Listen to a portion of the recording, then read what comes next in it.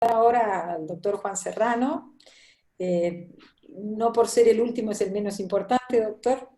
Y quiero, Estoy, ustedes lo conocen bien a Juan, nos felicitamos de que está muy bien de salud, así que también aprovechamos para saludarle y desearle lo mejor. Y él es médico cirujano, cirujano del Centro Occidental Lisandro Alvarado de Venezuela, es médico internista, hematólogo de la Universidad Central de Venezuela, y también está ahora en la unidad hematológica especializada en Cúcuta, Colombia. Y también ha sido expresidente de la Sociedad Venezolana de Hematología hasta 2018. El tema que nos va a abordar son los síndromes de superposición, enfocado a la leucemia mielomonocítica crónica. Así que la audiencia es toda tuya, Juan.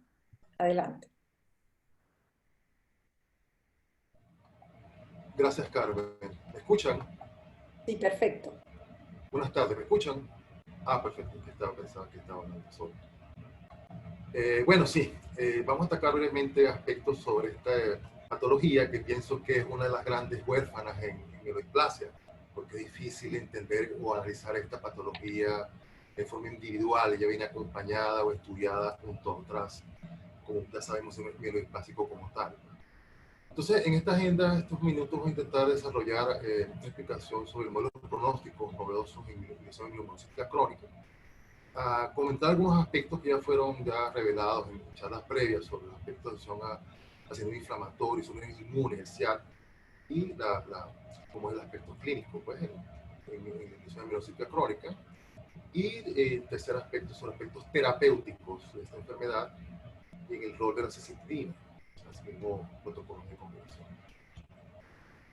Entonces había seleccionado este abstract, este artículo, que es un estudio multicéntrico, porque han participado varios países, 4 países en particular, 8 centros en Alemania, 1 en Francia, 2 en Holanda. ¿Okay? Y este fue un protocolo desarrollado en un modelo pronóstico de lesión mielomonocítica crónica en oración pretrasplante, ¿no? Basado en estos factores ya de tipo genético y clínico, ¿no? Se pudieron incluir 249 pacientes, ¿no? Pero bien criterios OMS para leucemia mielomonocítica crónica. Se excluyeron, por supuesto, pacientes con leucemia mieloide aguda transformada. Se crearon estos grupos de entrenamiento en hospitales de Alemania con 165 pacientes y un grupo de validación con 84 casos, ¿no? A nivel internacional. Si vemos entonces comparando las medianas de supervivencia de los dos grupos fueron más o menos equiparables, o sea que estamos hablando de grupos que eran muy parecidos desde el punto de vista del comportamiento biológico.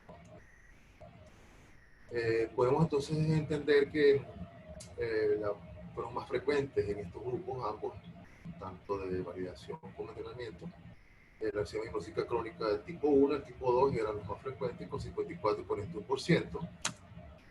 Vemos que en estos casos se empleó una fuente donante no relacionado, casi la mitad de ellos eran no relacionados 50%. Y el origen pues, de la célula obtenida era a partir de sangre periférica. Si analizamos en el análisis multivariado, el tipo donante, la fuente injerto, intensidad de movimiento no tuvieron impacto en la supervivencia en forma simple. Aquí se pudo cumplir un informe importante que a través del análisis multivariado hubo 4 elementos predictivos que fueron independientes de supervivencia, ¿no?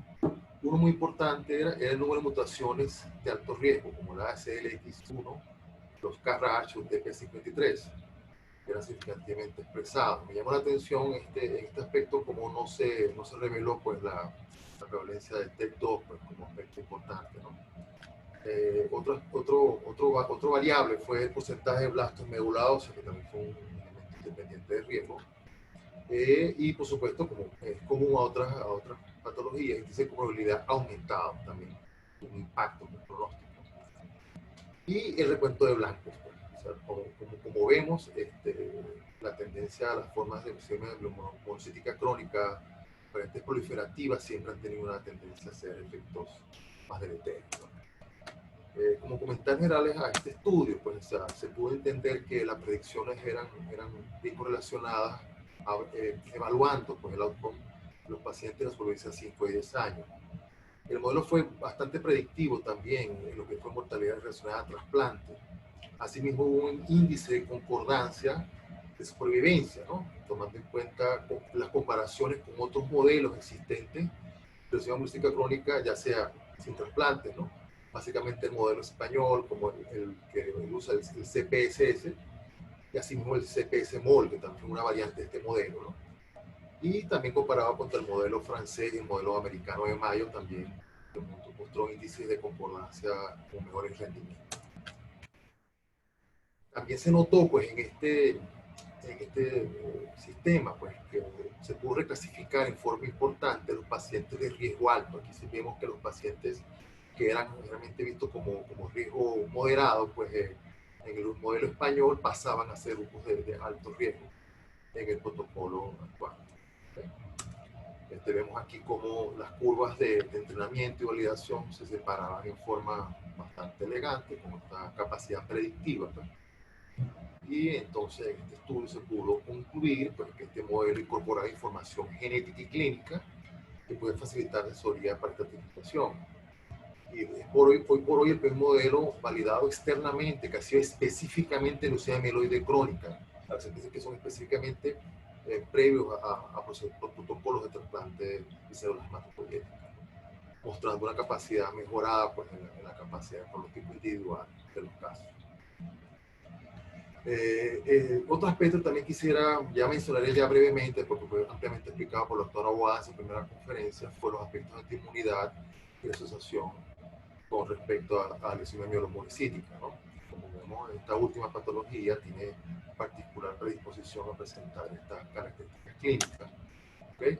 Ya la doctora expuso ampliamente esta prevalencia en este estudio original del grupo francés que el doctor Pierre Fenot ampliamente también expuso, pues, y vemos cómo se precisó, pues, los subtipos clínicos, pues, una prevalencia de trastornos inmunes en leucemia mielomonocítica siendo menor en comparación a la mielodisplásico, ¿no? El valor 26 centros franceses, ¿ok?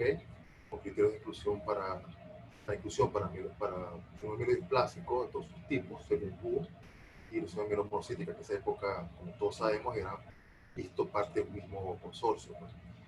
Entonces se analizó la presentación clínica de manifestaciones tanto antes, durante como posterior al diagnóstico, pues.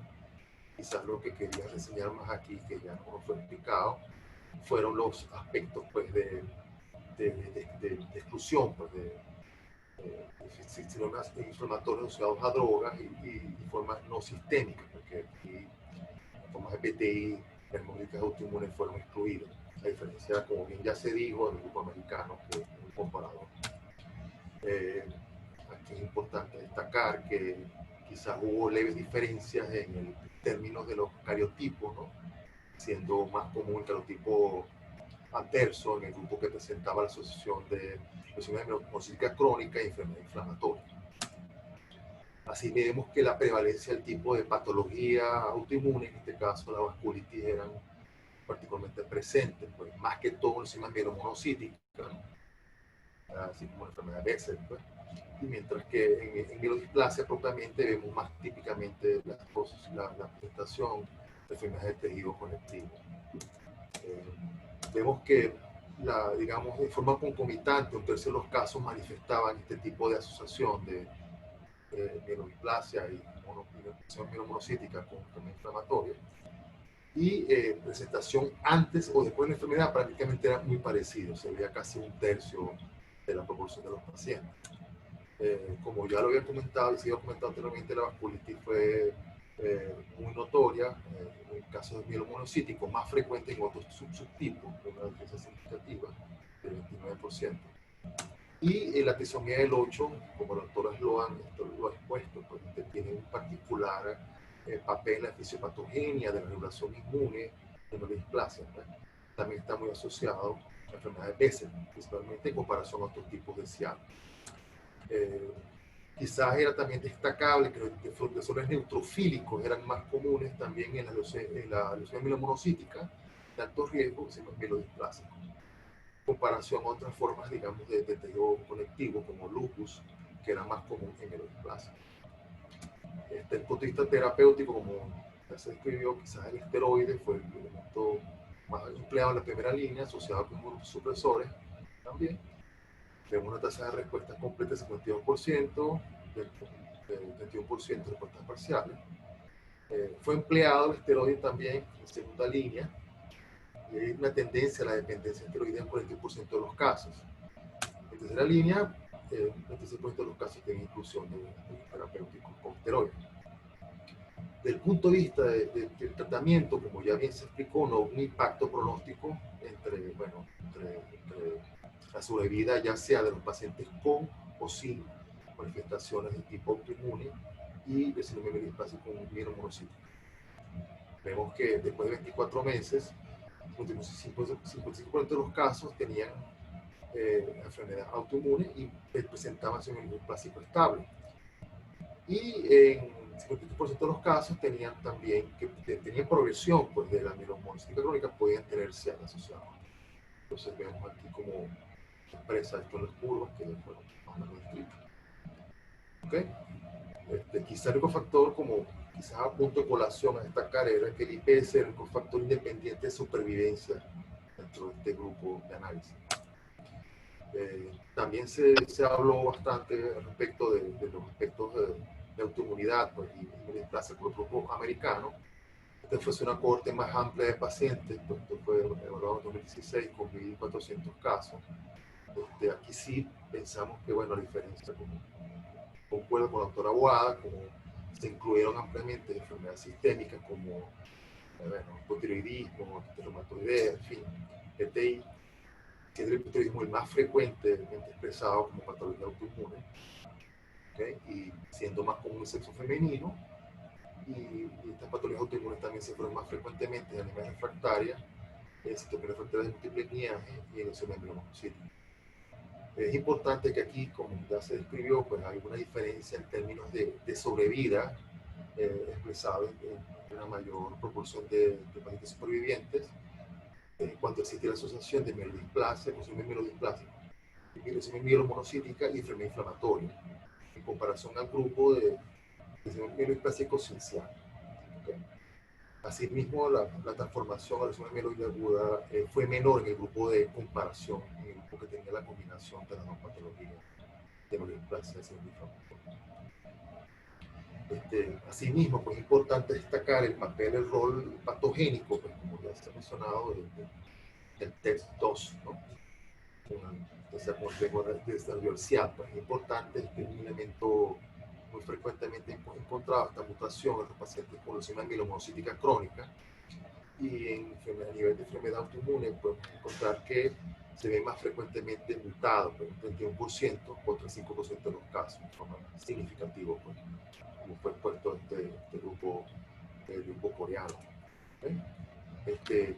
También se ha hecho otras reseñas, pues, cómo participa esta mutación, pues, puede inclusive acelerar fallas cardíacas, ¿no? Por activación del inflasoma, cual, como se ha escrito, es un papel patogénico muy importante. Pues. Y ya desde mucho antes conocemos pues, el papel a nivel de enfermedad cardiovascular, cómo aumenta el riesgo de mortalidad por enfermedad cardiovascular por los pacientes que tienen expresan TET2 mutados y tienen leucemia mielomonocítica crónica o síndrome mielodisplásico. Entonces, otras anomalías inmunes, pues, como ya fue mencionado, fue la presencia de hipergamoglobulinemia y hemoglobina monoclonal, de significado incierto, que tiene mucha relación con monocitos clonales en leucemia mielocítica crónica. Asimismo, hay alteraciones en células T con expresión normal de TH17, con Tregs, porque son expresadas pues, en este tipo de patología. También ha sido mencionado por la doctora Sloan, pues, como decía anteriormente, pacientes con trisomía del 8, pues, tienen una particulación de expansión oligoclonal de las células T que tienden a producir este componente, pues digamos, de perpetuación de actividad cadena inflamatoria, más que todo a nivel de nicho celular hematopoyética. Asimismo, también vemos la expresión de células K anormales en leucemia mielomonocítica crónica, digamos, dentro del espectro de la constelación fisiopatogénica. Hay también un aumento de la expresión de las células supresoras de médula ósea. Y, por supuesto, aquí el inflasoma NLRP3 pues actúa como disparador del fenotipo mielodisplásico que se ha realizado en varios modelos clínicos. Entonces quisiera hacer un particular énfasis en este aspecto, pues como las células supresoras derivadas del viaje mieloide, tiene un rol importante pues, en patología de leucemia linfocítica crónica, leucemia mielodisplásico, a nivel de su rol, pues cómo puede inhibir la hemopoiesis normal. Más que todo generando un sistema, digamos, de citocinas supresoras que funcionan como agentes ya a nivel autocrino y son agentes muy potentes, propoptóticos, pues, que pueden, por supuesto, disminuir la sobrevida con el entorno hematopoyético. Asimismo, también ya fue descrito pues, el importante rol que juega esta molécula proteína pues, generada a nivel linfoide, que es la S100A2, que puede producir de una forma u otra, cuando está esta hiperactivación del linfosoma, producir una sobreexpresión de la proteína DED1, que es una proteína prácticamente que a nivel de células hematopoyéticas es su contraparte, como el PDL1, a nivel de células supresoras del viaje mieloide. Y esto le da una ventaja de supervivencia, porque prácticamente genera esta capacidad de un señal de don't eat me signal, que es lo que podría evitar pues, la apoptosis en todo caso. Entonces, esto va mediado por CIMIC, y esto es algo que puede inducir al fenómeno, digamos, de perpetación. Entonces vemos cómo, inclusive en análisis de modelos murinos, hay una mayor expresión y actividad de esta S100A2, aumentando la expresión de PD1 y PD1. Y esto comparativamente se vio más en modelos murinos, en ratones añosos, con respecto a ratones más jóvenes, pues, tomando en cuenta lo que se ha expuesto en las primeras diapositivas de la charla de fisiopatogenia, como la edad tiene un papel importante como en la regulación de expresión de estas señales. ¿Okay? Entonces, inclusive es interesante como ver cómo la exposición exógena de este sistema proteico puede aumentar la expresión del checkpoint. Y entonces, como sabemos cómo el checkpoint puede, de una forma u otra, evadir la respuesta inmune y entonces aumentar la muerte prematura de los territorios hematopoyéticos. Entonces, ya comentando brevemente los aspectos terapéuticos, es importante recalcar cómo hay trabajos que evidentemente han expuesto la expresión de estas proteínas que venía comentando, el PL1, PL2, PD1, y que el tratamiento con síndrome mielodisplásico, como fue expuesto en este trabajo con 124 pacientes, pudo demostrar como una sobreexpresión prácticamente duplicada, ¿no? Como vemos, 34, 14, 15 y 8% del PL1, PL2, PD1, CTLA4. ¿Okay? Y esto se ve incrementado de forma significativa tanto en mielodisplasia como en leucemia linfocítica crónica, más aún en comparación a leucemia. Y que esto prácticamente podría ser un mecanismo de resistencia que se genera ante la sacitilina, de forma como la célula, digamos, se defiende de la célula maligna o el clon patogénico, pues, es capaz de sobreexpresar estas moléculas de don't eat me signal. Así como la citabina puede, en forma general, pues, producir una demetilación del gen promotor de PD1. Como todos sabemos, el aspecto de metilación y hipometilación puede regular la expresión genómica, ¿no?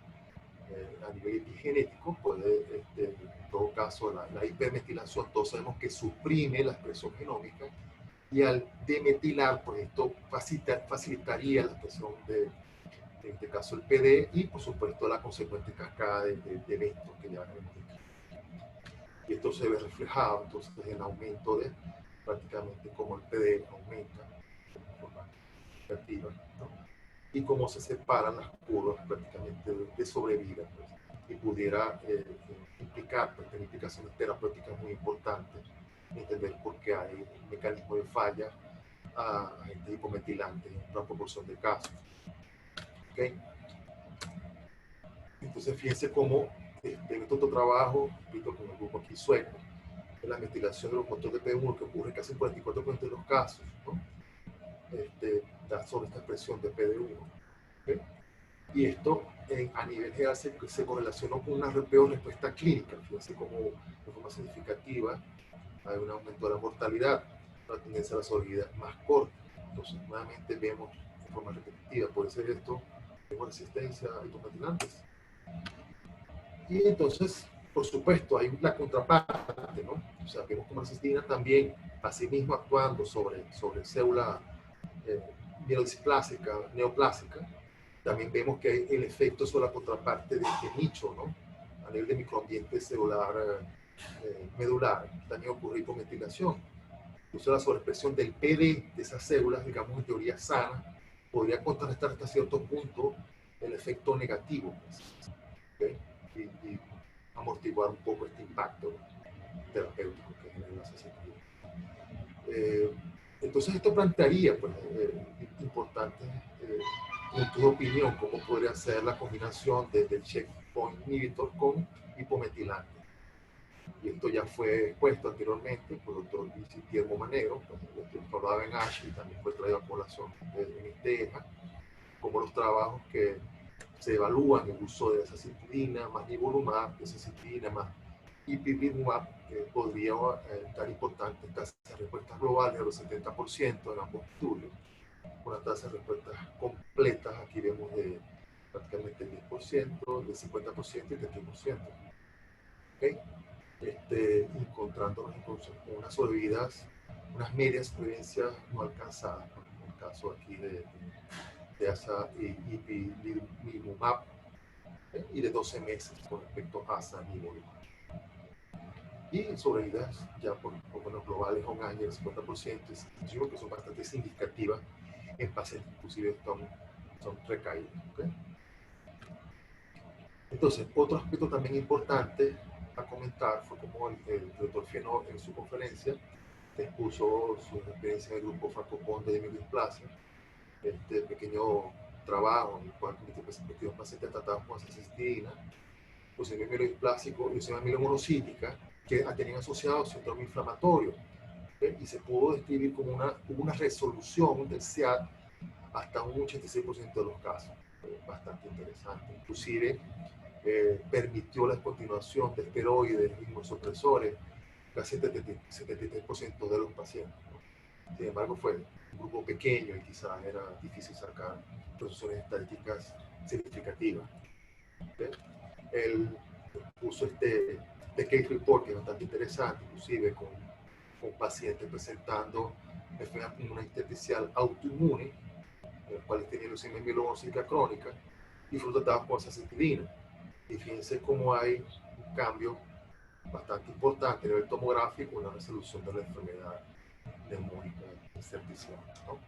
Damos a entender cómo, de una forma u otra, el uso del ASA en la asociación del fenómeno autoinmune y leucemia inmunocítica podría revertir patología. Entonces, también quería traer a colación este estudio, este abstract, porque como les comentaba, en aspectos terapéuticos es difícil ver la exposición de terapias en forma solamente exclusiva, tratando pacientes con leucemia inmunocítica crónica. ¿Okay? Y la mayoría de las experiencias con hipometilantes ha sido limitada, más que todas las formas no mieloproliferativas, particularmente a las formas displásicas como son blastos o dogmas. Solamente pocos grupos han incluido la experiencia usando la forma mieloproliferativa de leucemia inmunocítica. Entonces, este trabajo evaluó la experiencia de 3 centros internacionales, uno en Inglaterra, el otro en Pakistán y el otro en Grecia, recogiendo data desde el 2012 al 2020. Se pudo hacer una descripción de los aspectos demográficos, clínicos y terapéuticos y se puso sus resultados. ¿Okay? Entonces vimos que se incluyeron 26 pacientes, una mediana de edad de 64 años, perdón. Había más hombres que mujeres, una mediana de ciclos de 9. Vemos que más frecuentemente eran pacientes del fenotipo o del tipo mielodisplásico en comparación con la leucemia inmunocítica crónica mieloproliferativa con un 46%, ¿okay? Y el subtipo LMNS2 fue más frecuente en comparación al 1.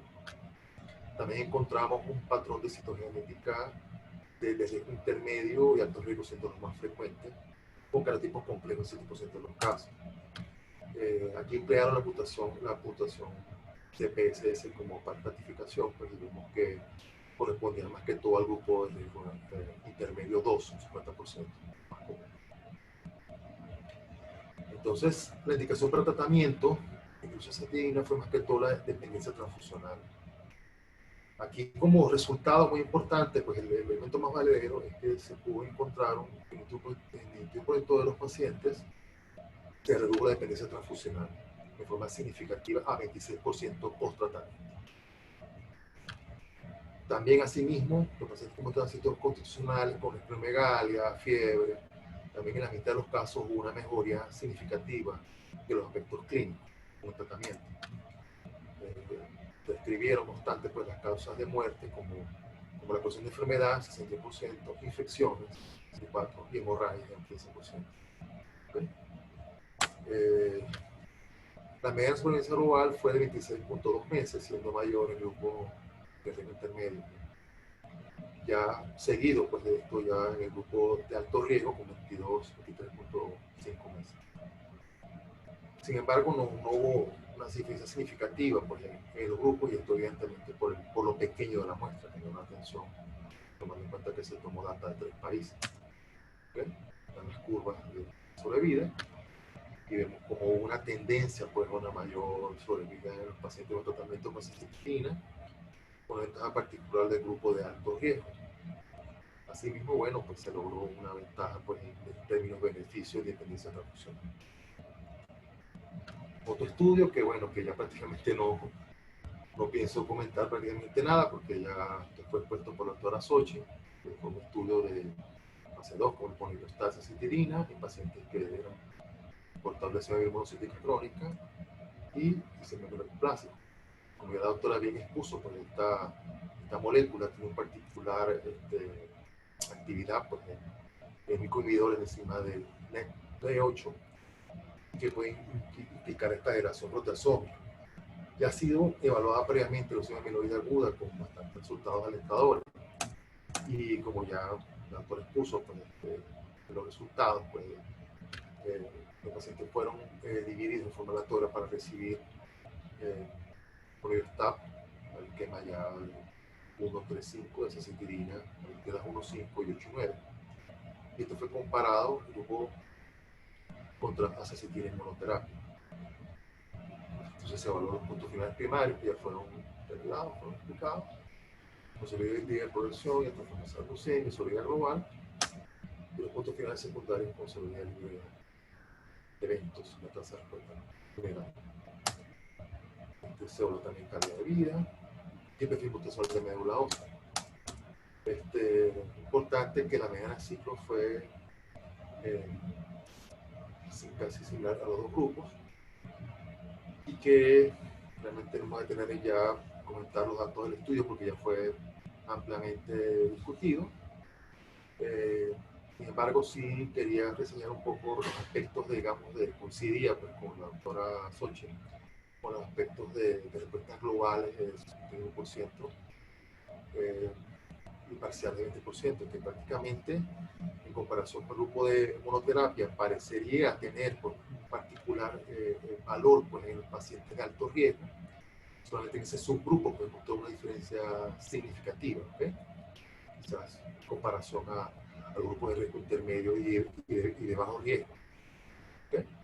Donde la tasa de efectos adversos prácticamente fue bastante comparable entre los dos grupos, no mayor diferencia.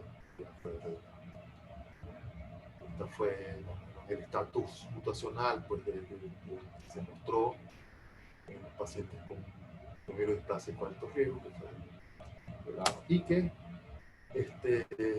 tuvo una tendencia, pues, como lo habíamos prolongado, por una subida más prolongada en el paciente con intención a tratar, cuando se comparó la combinación de polineostasis citirina contra la monoterapia, mostrando una actividad notable pero no significativa, pues, en los grupos de riesgo más bajo.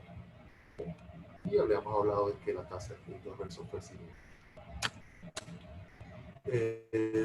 Ya para concluir esta muy breve reseña, pues, es importante ver hacia el futuro, hacia los nuevos blancos terapéuticos que están a la vista. Pues sería interesante ver nuevos trabajos y ya separando patologías, basado solamente en el estudio de leucemia mielomocítica crónica, y comparados contra otros agentes, particularmente el checkpoint, el papel de los receptores toll-like, y ver cómo quizás a futuro las células supresoras derivadas de médula ósea pueden ser también un blanco terapéutico para bloqueo, tomando en cuenta el efecto patogénico que generan a nivel de la neurodisplasia, ¿no? Asimismo, agentes como que pueden hacer un target de la S100A2, la citoplasoma, y por supuesto ver las combinaciones con hipometilantes en estos aspectos, como siempre como columna vertebral en mayoría de estos aspectos. Es interesante también hablar al futuro, pues cuál sería el papel pues, de la entitimocítica y la antizumab, que se ha propuesto pues, en algunas formas, más que todo modificaciones más que todo hipoplásicas medulares, pero es interesante ver. Ya ha sido reseñado en otros congresos el papel de San Ido Jack. Hay algunas experiencias con ruxolitinib en tratamiento de leucemia mielocítica crónica, mostrando tasas de respuesta bastante interesantes, pues, en un grupo pequeño presentado por el grupo español. Asimismo, hay que estar atento con inhibidores de farnestiltransferasa, como el otro donafardib, en el uso de esta patología, más que todas las variantes mieloproliferativas. Vale, interesante ver a futuro que nos depara. Muchas gracias por su atención. Estoy atento a su pregunta.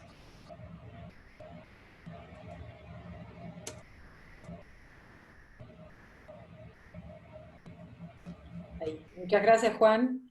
Muy emotiva la finalización de tu presentación. Se ofrece la palabra si alguien quiere abrir su micrófono. A mí me gustaría preguntarte, porque estamos más habituados a usar el nivolumab en pacientes con linfomas, ¿verdad? Si tú tienes experiencia específica en haber usado la combinación nivolumab-azacitidina, que dentro de las drogas que tenemos a disposición en estas latitudes son como más accesibles en términos de que los seguros de salud. Sí. Me fascinaría. Realmente tenemos pacientes con candidatos propuestos, ¿verdad? No ha sido empleado. Yo trabajaba antes en Venezuela, no estaba disponible, y ahorita estoy trabajando en Colombia. Y aquí las regulaciones estatales son bastante serias, y la droga no está aprobada más allá inclusive de tumores sólidos.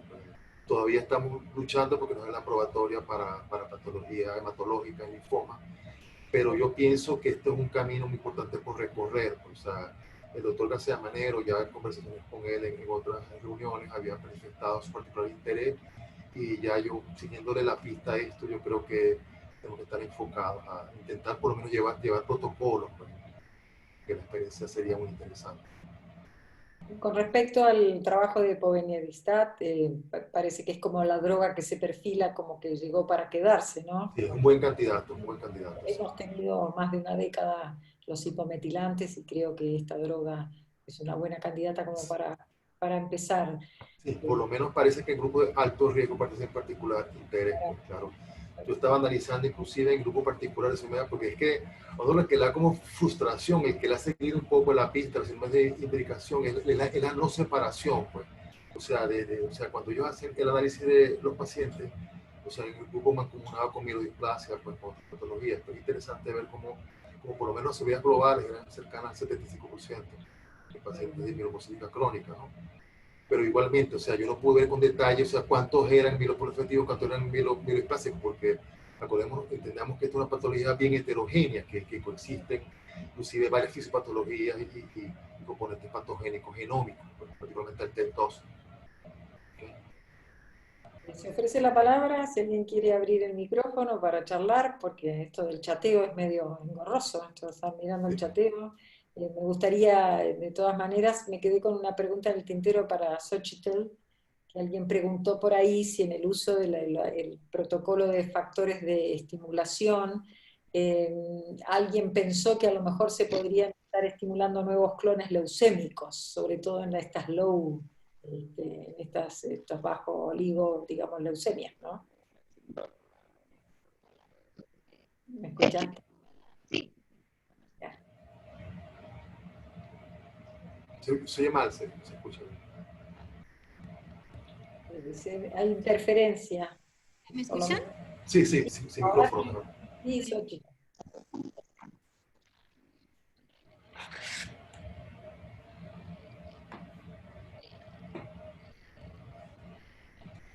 Ahora se escucha. escucha muy bien. No hacía ningún análisis respecto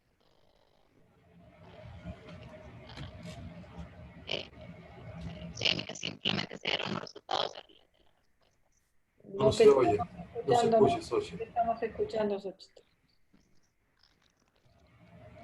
¿Me escuchan? Ahora Ahora sí. sí. Perdón. Mm, Sí, mire, yo realmente tuve la misma duda, ¿no? Me quedó la inquietud que en este grupo de pacientes se les diera los estimulantes y que tuvieran riesgo de progresión a leucemia, pero realmente no, en el artículo no se menciona o no se hace referencia a,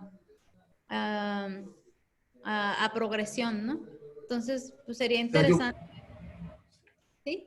sí, quizá yo quería comentar algo rápidamente, ¿no? En este aspecto, quería comentar que hace ya varios años la experiencia de lesión amiloide aguda, hubo una intención en un protocolo alemán en el cual se daba la combinación de factores estimulantes de colonia en forma inicial, inclusive previo al inicio del 7x3 y junto con 7x3, observando unas tasas de respuesta inclusive mayores en el paciente tratado con el priming usando factores estimulantes granulocíticas. Pues. Uno se queda sorprendido como, o sea, tú vas a hiperestimular más bien y pensando que estás tomando clona leucémica, pero algo así era como, bueno, quizás era como aumentar la expresión, digamos, del celular en ese momento y ser más bombardeado con quimio. Pues. Esto fue un trabajo que se puso en 2 o 3 ASH hace muchos años, pues, y esto llamó la atención. Sin embargo, no he visto más estudios de la consecuencia en los años siguientes. muy bien. Como Ofrezco. Perdona, Matilde, adelante. no, que simplemente apoyando lo que decía Juan, es lo que ocurre también con el protocolo del FLAIDA, en realidad, es Sí, como sí. ese concepto. Yo cuando vi el trabajo de ASA y Neupogen pensé en el FLAIDA, en realidad es como el concepto está ahí atrás y me parece que puede tener utilidad, sí, para estimular la salida y de esa forma aumentar como la potencia sobre esa población glástica. Perfecto, perfecto. Bueno, antes de despedirnos, quiero comentarles que el día 30 tenemos una nueva cita, el 30 de octubre, que después la estaremos, el horario exacto no lo sé, que es juntarnos con el doctor Fenó y probablemente